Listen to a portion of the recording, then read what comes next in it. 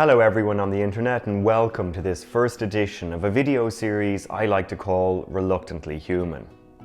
If you're watching this video right now, you're probably asking yourself, what's this all about? Well, my name is Robert, by the way, and you can find all the information you need to know about me on the website, which is attached to this video.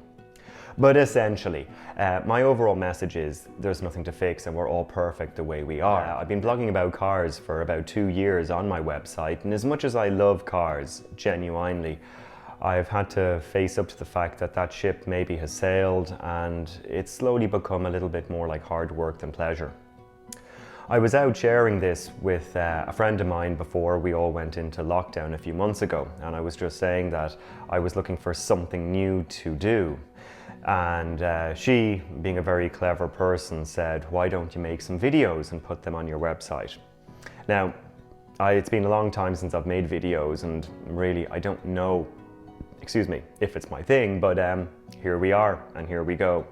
But before I jump into this video, hell for leather, I would like to share with you who this amazing human is who has inspired this whole little enterprise. She's very, very clever, and more importantly, she's very patient. And most of all, she actually sees something in me that really I probably don't see in myself, and that on its own is inspiring. This person, I know her as Coach Nina.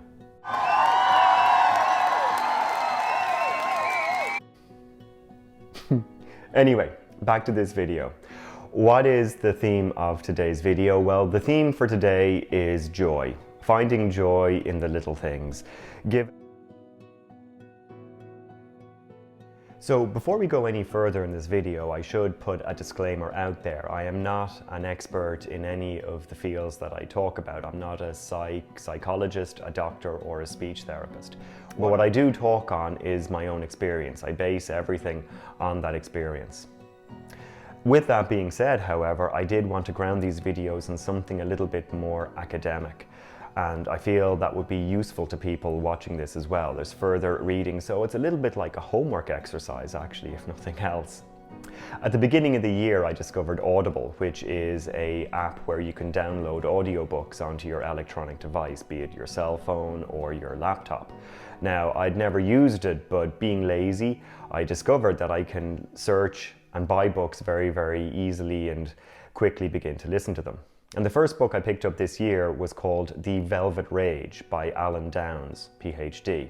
It deals with the challenges of growing up as a gay man in a straight man's world. Now, I know not everybody watching this video is going to be a gay man, and the book is very specifically aimed at that demographic. But what I loved about it is that it was a very easy book to pick up and read. Even if you're not gay, it actually gives you a fascinating insight into how a gay man's mind works. In it, Downs outlines various steps that a gay man has to go through in ultimately accepting his sexuality and finding peace in the world. And for myself, as a gay man who has a stutter, I've been fascinated in this area of overlap between the similarities of having a stutter and being gay. And many of those steps are somewhat similar. In a nutshell, we both grow up putting on masks. If you have a stutter, you try to hide it, you try to pretend it isn't a big deal, or you go through various actions hiding who you really are. You become disconnected from your own feelings because it hurts too much. That toxic shame you feel when you stutter is crippling. For a gay man, it's very, very similar. You end up putting on a mask, you end up trying to fit in, or you become a huge overachiever to overcompensate for something you see as a serious fault. In both cases, there's a feeling of being broken, unlovability, and toxic shame. Now, there's an awful lot here, and I would love to delve into it deeper, but for the sake of this video, I'm going to keep it simple. What I really loved about Alan Downs' book is he talked about this idea of authentic validation, and this is something that I've begun to take on, and it's something that I think a lot of people recommend all of us do. It's actually very simple once you unpack it. And with that in mind, we are going to unpack this idea. But first, I need to touch on a fallacy. So, what is the layered cake fallacy? Well, I really wanted to call it the poop cake fallacy, but that I don't think quite works. A layered cake. If you think about a layered cake, there are various layers on it. And growing up, speaking from my own experience as a gay man who had a stutter, I always had this assumption that once I fix this issue, then I can move on, I can move up the layer and things will be better. So growing up, I had to decide, do I deal with having a stutter first or do I deal with being gay first? At the end of the day, it was the stutter that took priority because I had finished school, I was going into college, I couldn't use the phone, I could hardly talk to another human effectively. You know, I still really can't really talk to other humans effectively, but I can at least now get by fluently. Okay, that's a joke, I'm nervous. The layered cake, the idea of believing there's something to be fixed. And I remember thinking, if I can figure out a way to fix my speech, if I can become a fluent speaker, then suddenly my life will be better. Once I'm a fluent speaker, I'll be able to do well in school. Once I'm able to do well in school, I'll get a good job. Once I get a good job, then I'll have money and freedom. And I'm also going to look good and people aren't going to think that I'm a total failure in life who can't say his full name fluently. And that set me up for a fall. It set me up to look for a fix. And that took various forms from speech therapy, hypnosis, group support. And there are tools, let's be clear. There are tools out there that can help someone manage their speech, but is there a fix for it? I think most experts and speech pathologists will agree with me here and say there isn't. But once that layer, I thought once that layer of the layered cake had been fixed, I could then deal with having, with being homosexual. And that was even more of a leap because I thought, well, once I'm a fluent speaker and I'm a success and I earn lots of money, I'm going to somehow fall in love with this amazing woman. And this woman is going to turn me straight. She's going to take the gay away and I'm never again going to feel those fuzzy-wuzzy feelings for hairy, fuzzy-wuzzy men, especially men with beards and hairy chests. That toxic shame I'd feel when I was turned on by a man would be gone. And that toxic shame I'd feel when I'd stutter would also be gone because that would be fixed. And then I would get married and I would fit into this world and I would have kids and I would get a dog or a cat and the 2.5 cars and the picket fence. And suddenly that kind of hollow, bitter, dark, angry, rageful space would be gone. All would be well and life would be well and be fixed. And it's a beautiful story. It's a very appealing story and it's one that part of me would still do anything to get and to have because on some level it would be easier. And that's the fallacy. That's the layer cake fallacy, ladies and gentlemen. We think once we fix these things in our lives, it'll all suddenly be easier, it'll all suddenly be better. And I'm not just talking about being gay or having a stutter. You know, it could be once I get married, I'll be happy. Once I get that raise, I'll have more money and I'll be happy. Once I get that car, I'll feel happy. Once I buy the second house, once I get divorced, once I go on a world trip, once I lose weight. We all have our flavor of it. And even though there may not be anything to fix, because we can't, there is a journey in learning how to accept it. And that's what I see as the fallacy. It's not a layered cake. We can't take parts of ourselves and fix them. It's all one big messy poop cake, all mixed together. So even for myself, on a good day, I can find myself falling into disfluency. Why? Who knows? When I talk to a guy I like, I suddenly feel like I'm 17 years old again and I feel that pressure and that stutter and that self-doubt come up and I want to run away and I think, oh God, it's all come back. Of course it has, because it hasn't gone anywhere. It's not going to go anywhere. So if there's nothing to fix and we all have these things that we carry, where's the access to joy? If it's not in fixing it, well, it's actually, believe it or not, in accepting it. And that in itself is a journey. Okay, so let's go back to this idea of authentic validation, as Alan Downs talks about in his book. And this is lovely, I love it. What does it mean though? Well, if you imagine growing up as being gay or even having a stutter, you can hide it, you learn to mask it, you learn to pretend to be someone else. In Alan Downs' book, he often talks about gay men, they become high achievers. They set out in life to achieve huge things, to overcompensate for possibly this whole idea of being gay. And so when they're validated for what they achieve, it doesn't really land. It doesn't get them in the heart, in the feels, because it's not authentic to them. It's authentic to their story, and it's authentic to their facade, but it's not actually authentic to their core. So you end up working very hard, trying to look very good, and it just doesn't feel right. It doesn't feel real. It doesn't feel authentic. And as a stutterer as well, I've experienced the same thing. Like, it was, let's be fluent. Let's learn how to be a fluent speaker. Why? So I don't stutter. As opposed to learning to ask for things that I wanted or things that I needed, rather than always being very passive around things and hoping that people would somehow know what I need. This actually came up in my life recently, and I'm going to give you guys an example of this using a glass of milk.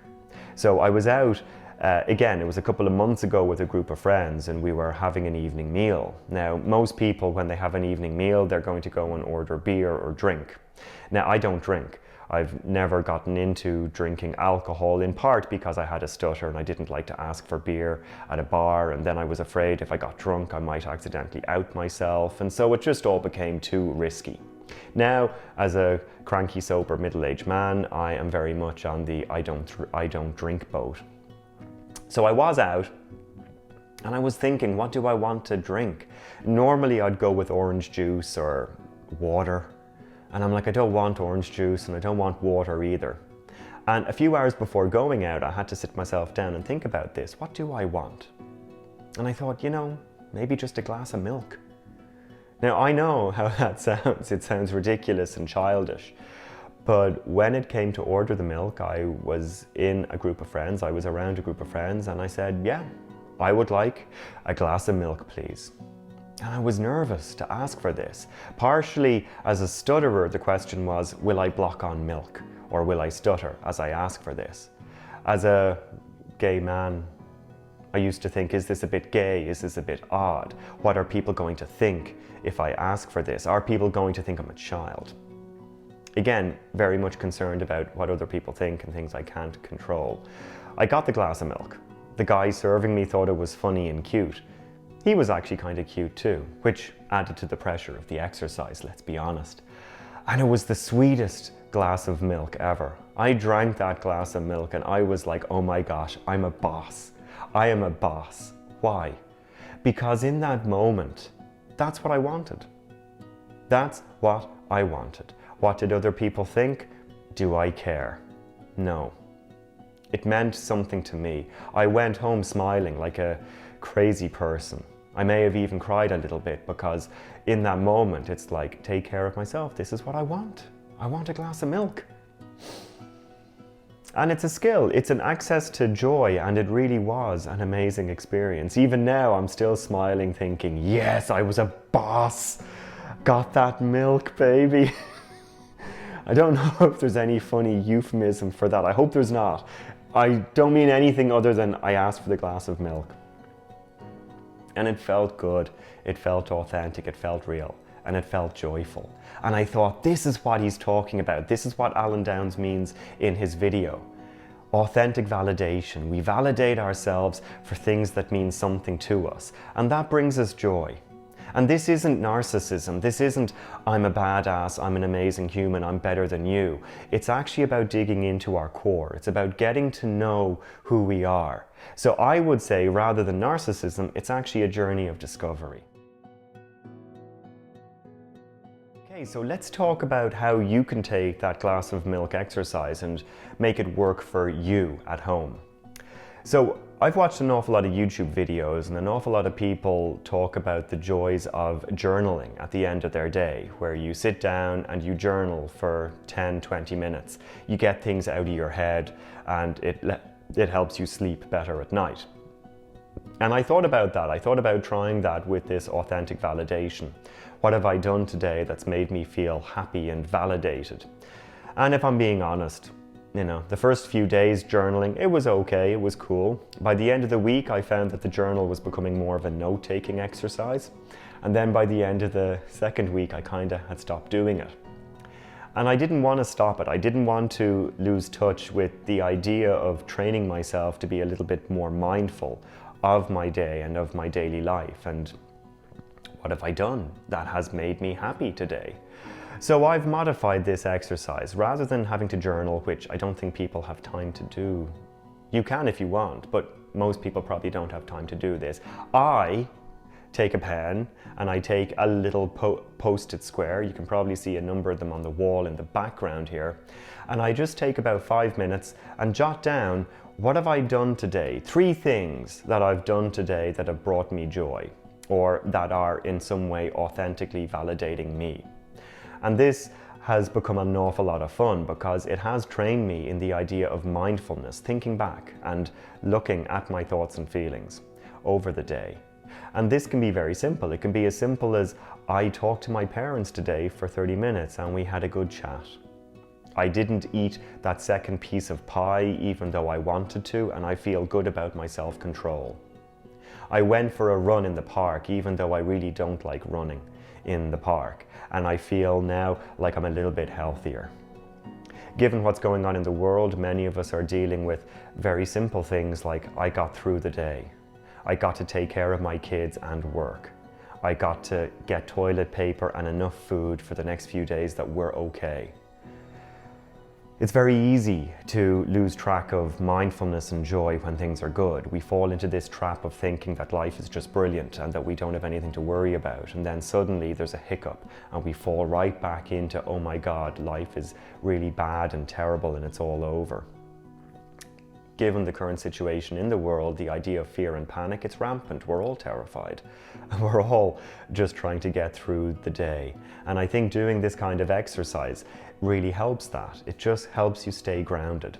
And it also helps you get closer to yourself. What have you done that has really made a difference in your life and other people's life today?